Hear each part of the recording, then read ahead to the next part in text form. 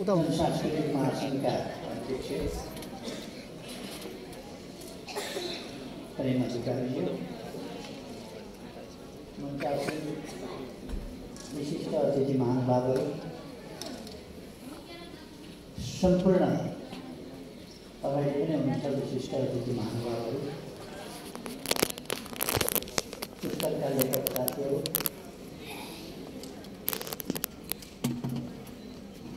कलाकार साथीहरू सांस्कृतिक साथीहरू साहित्यकार साथीहरू विभिन्न विधाबाट यहाँ उपस्थित हुनुभएका कला संस्कृति साहित्यका सर्जक र प्रेमी साथीहरू कलाकार भाइ बहिनीहरू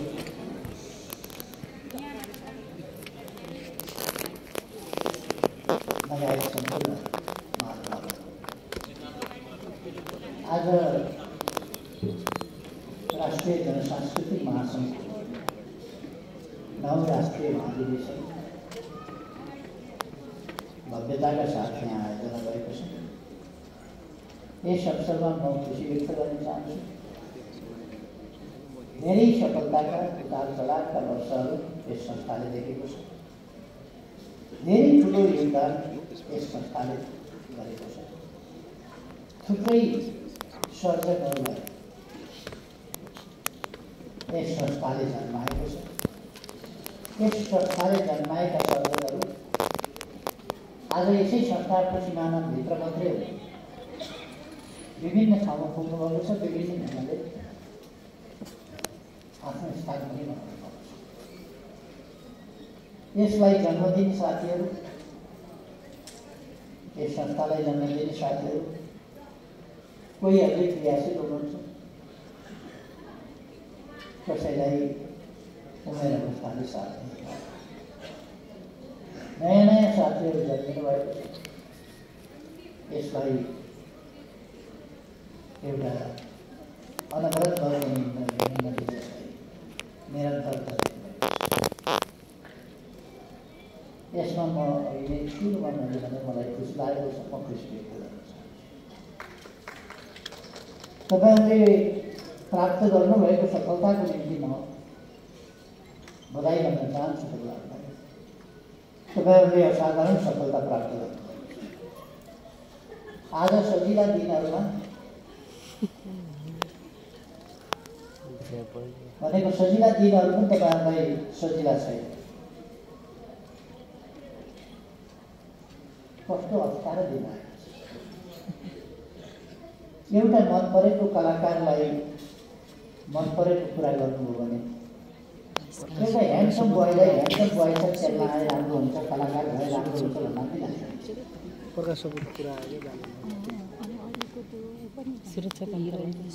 राजनीतिमा आउँछु हुँदैन। राजा बनाए कसो हुन्छ भन्ने संस्कार। राजा भन्ने कुरो त अबको समयमा अलिक सुहाउँदैन होला भनेपछि उधौँ बालीको वर्ष हुन्छ। मुर्गहरूको पनि भिड छ। सानोतिनो रैतीबाट आफै माथि उठ्न तिमीलाई हामीले उठाउन खोज्यौँ। गणतन्त्र ल्यायौँ, रैती हौँ भन्छ कि गणतन्त्र आइसक्यो, गणतन्त्र ल्याइसक्यो, मान्छेलाई उन्मुक्त गरिसक्यो, तर म रैती हुँबाट माथि उठेको छैन, म रैती नै हुँ। यस्ता त्यसले कसैले स्वतन्त्र मान्छे हुँ भने रिसाउँछ। रैती नभएर अराएको नमानेर आफ्नै दिमागले सोध्छु भन्ने, म एउटा स्वतन्त्र मानव हुँ भन्ने उनीहरू रिसाउँछ। यही विचारको यही संस्कृतिको त लडाइँ छ। आज पनि तपाईँहरू एकजना कलाकारले एउटा मञ्चमा एकजनाको 2 शब्द सकारात्मक बोलिदिएछ। डेमोक्रेसी भनेको सुन्नै नसक्ने, स्वतन्त्रता भनेको सुन्नै नसक्ने, वाक स्वतन्त्रता भनेको सुन्नै नसक्ने, कसैले विचार प्रकट गरेको सुन्नै नसक्ने तानाशाहीको प्रेत कसरी चम्किएको होला। यो कलाकारलाई बहिष्कार गर्नु। तिमी नै त्यो मनोरञ्जनबाट, त्यो ज्ञानबाट, त्यो कलाबाट, त्यो मनोरञ्जनबाट वञ्चित हुनेछौ। अरूलाई केही पनि हुँदैन। सुन्ने मान्छे थुप्रो छन्, हेर्ने मान्छे थुप्रो छन्, केही फरक पर्दैन। घरै बस्नु, सिरे बोलाएर नहेर, थुप्रो छन् मान्छे हेर्ने। कला मन पराउनेहरू, कलाकार मन पराउनेहरू, विवेक नगर्नेहरू, स्वतन्त्रताको झन्डा उठाउनेहरू थुप्रो छन्। अर्को एउटा कलाकारले यसो के बोल्नुभएको थियो, फिल्म बहिष्कार कस्तो सहनै नसकेको होला। नाकी पनाकी फनाकीलाई राजा बनाउने कि भन्दा यस्तो कुरा त नगर्नु है, यो नचाहिने कुरा भन्दा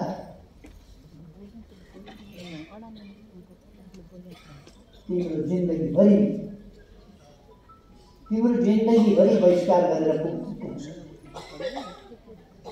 घरमा गएर सोधा आमालाई, म स्वतन्त्र नागरिक हुँ, राजा चाहिन भन्छ, तिमी भात खान्छौ कि हिँड्छौ आमाका निस्कि लगाइदिन्छ। आज पनि यो सांस्कृतिक लडाइँ चलेको छ। आज सजिलो दिन भन्यो, फेरि अप्ठ्यारो सधैँ छ। फेरि तानाशाहीको प्रेत घरिघरि तर्साउन आइरहन्छ, घरिघरि बौलिए जस्तो देखिन्छ। यो कहिल्यै फर्केर आउन सक्ने छैन। तानाशाही कहिल्यै फर्केर आउन सक्दैन। भूत प्रेत भनेको यस्तैलाई भने हो कि अरू प्रेत हुँदैन, यिनै हुन् प्रेत। यस्तैलाई भन्छ प्रेत।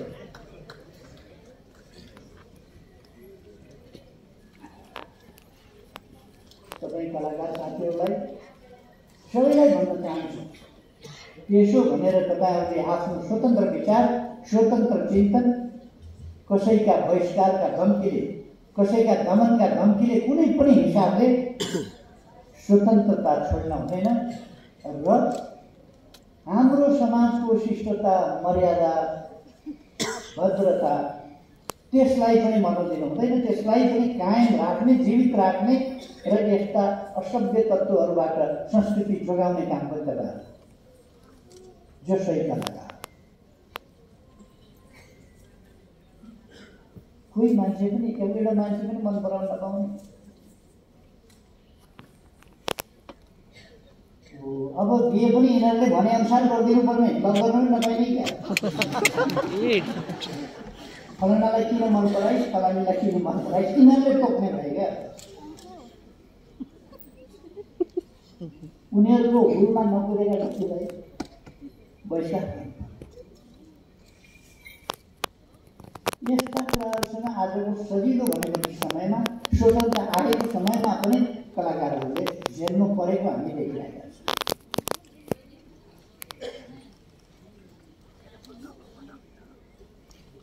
तपाईँहरू नाटक देखाउनुहोस्, टिकट किनेर हेर्ने हाम्रो जिम्मा हो। नाट्यशाला भरिभरा हुनेछ, खाली हुँदैन। तपाईँहरूले दर्शकको कमी पाउनु।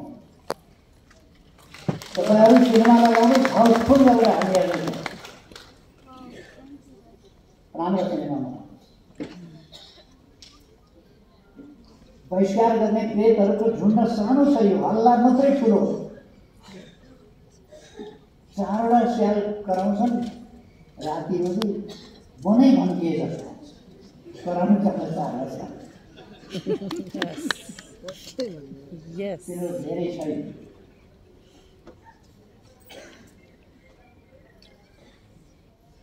तपाईँहरूले विगतमा कठोर सङ्घर्ष, तपाईँहरू गाउँमा गएर गिटार बजाएर, मादल बजाएर, ढोलक बजाएर अनेक हिसाबले आफ्ना खालका कामहरू र संस्कृतिले जुन योगदान गरेको छ समाज परिवर्तनका लागि, त्यो सानो छ। राजनीतिक आन्दोलनले परिवर्तन ल्यायो भने त्यो आन्दोलन सिर्जना गर्न संस्कृतिले भूमिका खेलेको छ। पृष्ठभूमिमा संस्कृति छ। गाउँबाट मान्छेहरू उठे, गाउँबाट मान्छेहरू उठे, गाउँ गाउँबाट लोकतन्त्रको नारा घन्टियो, गाउँ गाउँबाट उठेर नै लोकतन्त्र ल्याएर छोडे। ठुलो ठुलो आन्दोलनहरू भयो। तर त्यस्ता आन्दोलन सिर्जना गर्न पहिले गाउँ गाउँबाट उठ, बस्ती बस्तीबाट उठ, यो देशको मुहार फेर्नलाई उठ भन्ने गीतले त्यसका पछाडि पुगेका।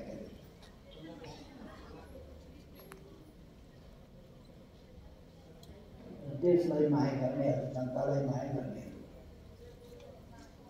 बेलाएर जाँदैन, हराएर जाँदैन, बाँचिराखेका हुन्छन् भन्ने भावनाले प्रेरित गर्छ।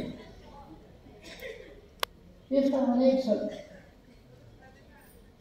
धेरै क्लास लिनभन्दा लक्ष्मीप्रसाद देवकोटाले लेख्नुभएको यात्री कविताले कहाँ जान्छौ यात्री, त्यो कविताले एउटा ठुलो रिभोल्युसन गरेको छ। मोहनदास प्रसिद्धले लेखेको देवाशोक सङ्ग्रामले चेतनाको एउटा नयाँ ज्योति छ। नारी बन्धन र मुक्तिले नारी जागरणमा एउटा असाधारण भूमिका खेलेको छ। मनेरादेखि मानवसम्म त्यसले विकास गर्नु, विकासवादी सिद्धान्त, दार्जिलिङको सिद्धान्त, मौलवीका सिद्धान्तहरूलाई आफ्नो भाषामा, आफ्नो पारामा सजिलो गरी बुझाउने गरी लेखिएको छ। जाग जाग जाग हे जाग तलेदरका कविताले त्यस जमानामा अन्धकार युगमा राणा शासनका विरुद्ध जाग्न काम गरेको छ। ती नारा पाठशालाका विद्यार्थीहरूले हरेक दिन नारा लगाउनु पर्थ्यो। श्री 3 को जय होस्, राणा सरकारको, राणा शासनको जय होस् भनेर भन्नु पर्थ्यो। तर उनीहरूले नारा लगाउने बेलामा राणा शासनको क्षय होस् भनेर लाग्यो, जय होस्। त्यसको ठुलो महत्त्व थियो। त्यो भित्र सल्किएर देशभरि विद्यार्थीले के नारा लाउँछन् भन्दा क्षय होस्। राणाहरूले सुन्न पठाए, कान थापेर सुने के हुन्थ्यो। सबै कराउँछन् जय भने हो कि क्षय भने हो, उनीहरूलाई मुस्किल पऱ्यो। बल्ल थाहा पाए नि यो त जय भने होइन, क्षय भने। तानाशाही भित्र बसेर तानाशाहीका विरुद्ध, तानाशाहीका आडैमा बसेर तानाशाहीका विरुद्ध चेतनाको विरुद्ध चाहे 1993 साल 1993 सालमा प्रजा परिषद गठन भएपछि हो, एउटा नयाँ संस्कृतिको त्यहाँ राजनीति मात्रै नयाँ राजनीतिको सुरुवात भएन, नयाँ संस्कृतिको सुरुवात, जसले पार्टीहरूलाई जन्म दियो, पार्टीका विचारहरूलाई नयाँ पार्टीहरू जन्मिए, विचारहरू जन्मिए, विचारका विविधता आयो। यो 3 दिन अनेक समय लाग्छ। चाहिँदा नचाहिँदा, राम्रा नराम्रा सबै खालको कुराहरू आयो। समाजलाई आवश्यक अनावश्यक, स्वीकार्य अस्वीकार्य कुराहरू आयो भने तर ती ठिक रहेन र यी चाहिँ ठिक रहेछन् भन्ने कुरा थाहा पाउन अलिक समय लाग्छ। अझै पनि एउटा मान्छेहरूको सानो झुन्ड राजतन्त्र फर्किहाल्छ कि भन्छ। प्रधानमन्त्री हुन कति हेर्नुहोस् त, एउटा केटो फुत्त बाटो निस्किन्छ, 10-15 जना अगाडि देख्यो भने अब म प्रधानमन्त्री नभइकन यो देश बन्दै गर्दैन भनेर फुत्त भयो। कति सजिलो बुझ्नु सुन्नु केही छैन। यस्ता थुप्रो कतिपय महत्त्वपूर्ण पद ओहदाधारी व्यक्तिहरू पनि यस्ता कुराहरूको उल्लङ्घन नलागे। यो सबै कुरालाई सच्याउने पहिलो कुरा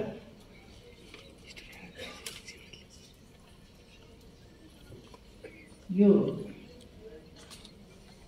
भूतप्रेत बनाउन उहिलेदेखि ढ्याम्रो ढल्ने गर्थे। आज पनि तपाईँहरूले अलरेडी ढ्याम्रो भूतप्रेतहरूलाई बनाउन सक्नुहुन्छ। ढ्याम्रो सक्नु पर्यो।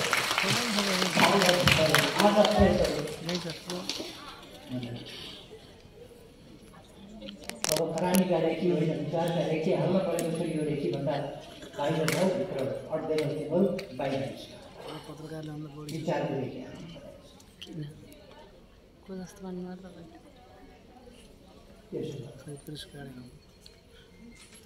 देख्दाखेरि मान्छेलाई सजिलो लाग्छ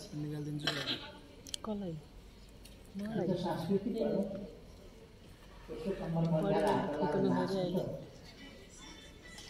सरल गीत गाउनु पर्यो गीतै गाउँदा मान्छे मारिएका छन् नाच्दाखेरि नाच्दै ढालिएका छन् गीतले कत्रो गर्दो रहेछ नाचले कत्रो गर्दो रहेछ भन्ने तानाशाहहरूका मृत्युमा किलो ठोके चाहिँ ठोकेपछि तिनीहरूले गोली हानेर ढाकेका छन् सांस्कृतिक कार्यक्रमहरूमा नाच्दै कलाकारहरू मारिएका छन् गाउँदा गाउँदै मारिएका छन् षड्यन्त्र गरेर कलाकारहरू मारिएका छन् जीवन शर्माले एउटा गीत लेख्नुभएको थियो गाउँदै थियो गाउँमा घुम्दै थियो गाउँदै थियो यो नुवाकोटमा जनचेतना जगाउँदै गीत गाउँदै हिँड्ने एकजना चौधरी साथीको शिक्षक भएर काम गर्ने चौधरीको जीवनीमा आधारित त्यो गीत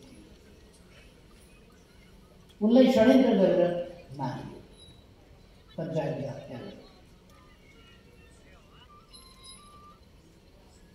तर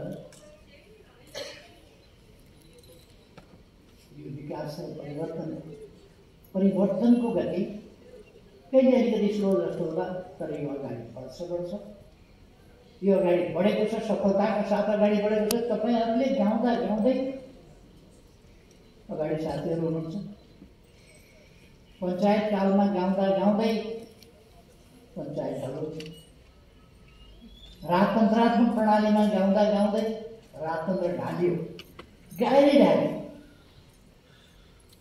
मान्छेको आवाज जति अर्कै मान्छेको आवाज लिएर गाएर ढाल्यो हामी के गर्यौँ परमाणु बम पड्काएनौँ तोप चलाएनौँ के गर्यौँ सबै मोर्चाबाट उठेका छन् बाजा बजाउन जान्नेहरू बाजा लिएर उठ कलम चलाउन जान्नेहरू कलम लिएर उठ जो जहाँ छ त्यहाँबाट आफ्नो ठाउँमा डटौँ भनेर योजनी बोतलले उहिले जुन लेख्नुभएको थियो युजेको तेल भुत्पे गीत जस्तै आफ्नो ठाउँमा हामी डट्यौँ राणा शासन गयो पञ्चायती तानाशाही गयो राजतन्त्र गयो अधिनायकवाद पछाडिमा काटियो लोकतन्त्र आयो लोकतान्त्रिक गणतन्त्र नेपालमा आयो आज हामीले आजको संस्कृतिका केही विशेषता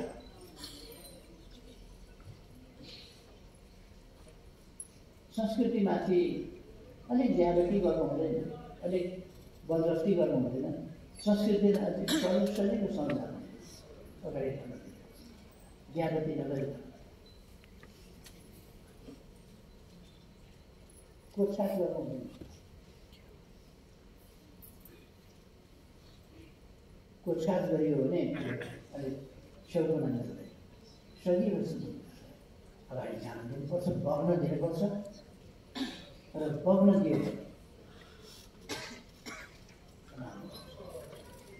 संस्कृति भनेको कतिले व्याख्या गरिन्छ संस्कृति भनेको देशसँग मतलब हुँदैन जनतासँग मतलब हुँदैन परिवर्तनसँग मतलब हुँदैन विकाससँग मतलब हुँदैन जीवनसँग मतलब हुँदैन संस्कृति भनेको संस्कृति मात्रै हो के खान रचना गरेको के खान मरिमरी सङ्गीत गरेको किन जोड गरिकन गाउनु परेको केही मतलब छैन भने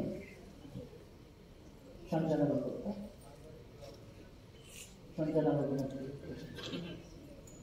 यो सञ्चार नहुने कुरा हो सञ्चार भएको सृजना गर्नका लागि जानी बुझिकन गरिएको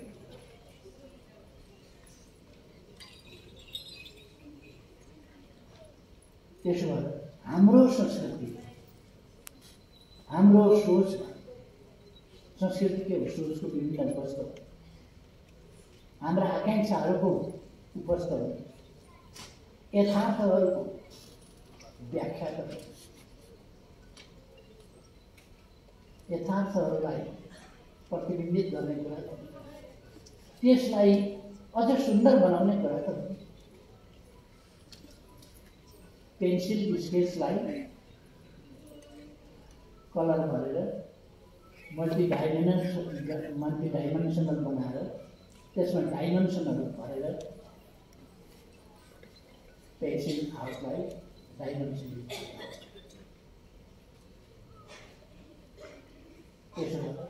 यसले हाम्रो जीवनसँग हाम्रो देशसँग हाम्रो देशभक्तिसँग हाम्रो राष्ट्रसँग हाम्रो राष्ट्रियतासँग राष्ट्रको स्वाभिमानसँग हाम्रो सार्वभौम सत्तासँग हामी स्वाधीन छौँ स्वतन्त्र छौँ भन्ने कुरासँग अवश्य हाम्रो सरकार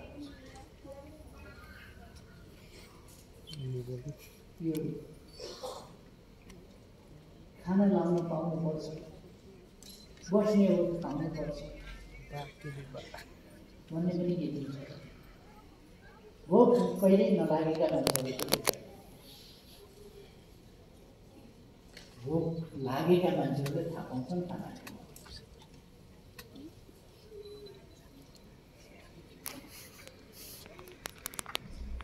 यो हामी अलिकति प्रगतिशीलताका नाममा कहिले माया प्रीतिको कुरा घुसाइहालेछ भने बिचमा अनि अलिक त्यसप्रति नाक कुम्च्याए जस्तो नकली हाल्छ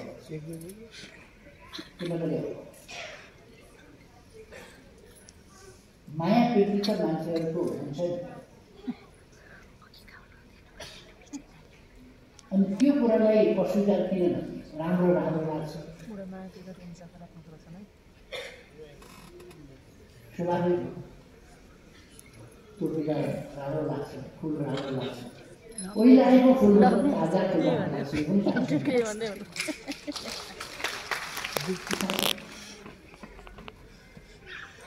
तर यस कुरालाई असामाजिक ढङ्गले अशिष्ट अपराधिक ढङ्गले समाजलाई ग्राह्य नहुने ढङ्गले छाडा पारा नभन्छन् त्यस ढङ्गले प्रस्तुत गर्न मिठास नभएपछि छाडातन्त्र आएपछि त कलै रहेन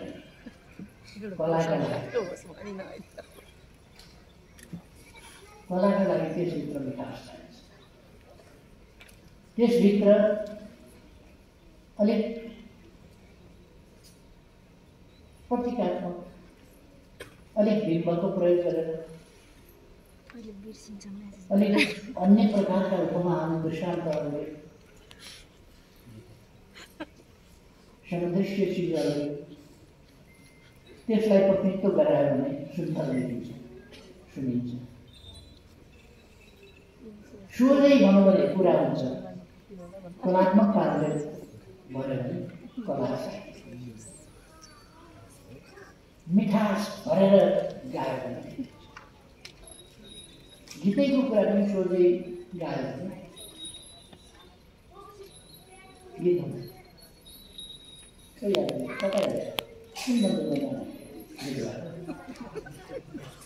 मन्दिरमा जान्छ कुन मन्दिरमा जान्छ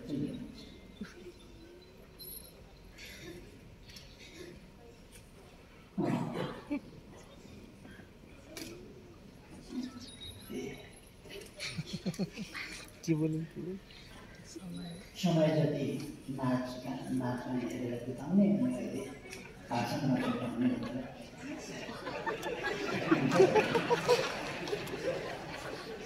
समयले त्यस्तो गर्यो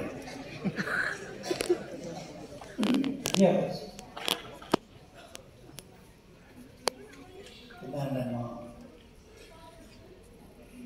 शुभकामना भन्न चाहन्छु बधाई दिन चाहन्छु कला संस्कृतिको बारेमा पनि अहिले धेरै भनिरहनु पर्दैन हाम्रो विषय देश हो हाम्रो विषय देशभक्ति हो हाम्रो विषय जनता हो जनताको विकास हो जनताको सुख समृद्धि हो हाम्रो विषय समाजमा शान्ति हो शान्ति ठाउँ हो हाम्रो विषय मानव जाति हो मानव जातिलाई निर्भय निर्ढोक समृद्धि युक्त वातावरणमा खुसी साथ पाउने वातावरण बनाउने हो समृद्ध नेपाल सुखी नेपाली हामी नेपालीले सृजना गर्ने हो हरेक क्षेत्रबाट कलम चलाउन जान्नेहरू कलम लिएर बाजा बजाउन जान्नेहरू बाजाले साथमा केही नहुने हामी जस्ता आवाज सही छ।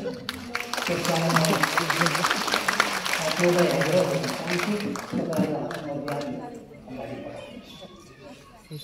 तपाईँहरूले यहाँसम्म बहुत राम्रै ल्याउनु भएको छ, यसलाई अझ उचाइमा पुर्याउनुहोस्, अझ समयानुकूल बनाउनुहोस्, अध्यावधि गर्नुहोस्, विषय दिनु अझ कलात्मक अझ आजको जेनजी जेनेरेसन भन्छ नि, जेनजी जेनेरेसनका लागि रचना यसका लागि जेनजीले नै रचना गर्नुपर्छ भन्ने छैन।